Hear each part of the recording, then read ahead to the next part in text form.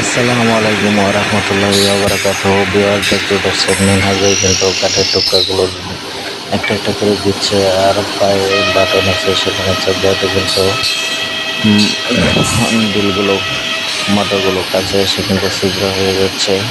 তো ভিউয়ার্স, এইভাবে একটি কাঠের টুকরা ছিদ্র করতে সময় লাগে না 30 সেকেন্ড, অথচ এই কাজটা যদি মানুষের হাত দিয়ে করতো তাহলে কিন্তু কমসে কম 6 মিনিট সময় লাগতো। তো এই হচ্ছে মেশিনের কাজ, মানুষের সময় বাঁচানো।